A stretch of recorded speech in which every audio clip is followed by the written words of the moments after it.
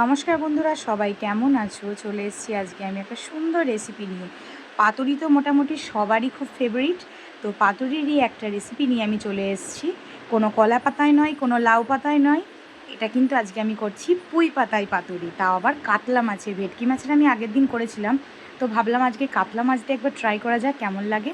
তো কিছুই না, খুব সহজ পদ্ধতি দেখো আমি করব।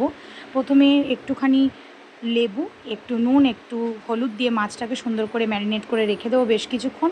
তারপরে দিয়ে দেবো সর্ষে পোস্ত, দিয়ে দেবো বাটা, তারপরে দিয়ে দেবো সর্ষের তেল, তারপরে আর কি পুঁই পাতাগুলোকে সুন্দর করে ধুয়ে সেগুলোকে এইভাবে সুতো দিয়ে বেঁধে দিলেই ব্যাস হয়ে গেল পাতুরি রেডি। এবার আমরা এটাকে কড়াইয়ে দেবো। দেখো আমি ডাঁটাগুলোকে ফেলতে ভুলে গেছিলাম প্রথম, তো আমি তারপরে দেখবে ওগুলোকে আমি কেটে বাদ দিয়ে দেবো। পাতুরি আমাদের গোটা ফ্যামিলির অল টাইম ফেভারিট, তো ওই জন্যই আজকে কাতলা মাছ দিয়ে ট্রাই করলাম। তো এখানে কড়াইয়ের মধ্যে অল্প সামান্য তেল দিয়ে দিয়েছি, দিয়ে দিলাম পাতুরিগুলো একদম লো ফ্লেমে বেশ কিছুক্ষণ ধরে চাপা দিয়ে আমরা মাছটাকে এভাবেই সেদ্ধ করব, এইভাবেই ভাজা হবে। দেখো ডাঁটাগুলোকে কিন্তু আমি এবার কেটে বাদ দিয়ে দেবো, ভুলে গেছিলাম, যেটা আগে আমি বললাম। পাতুরিগুলো দেখো আমাদের সুন্দরভাবে রেডি হয়ে গেছে, এবার শুধু সার্ভ করা পালা। তো খুব সুন্দর সিদ্ধ হয়েছিল, খেতে জাস্ট ওয়াও হয়েছিল। তো জানিও তোমরা কেমন লাগলো ভিডিওটা। যদি ভালো লেগে থাকে আমার সঙ্গে থেকো। তো সবাই ভালো থেকো, সুস্থ থেকো, দেখা হচ্ছে নেক্সট ভিডিও। টাটা।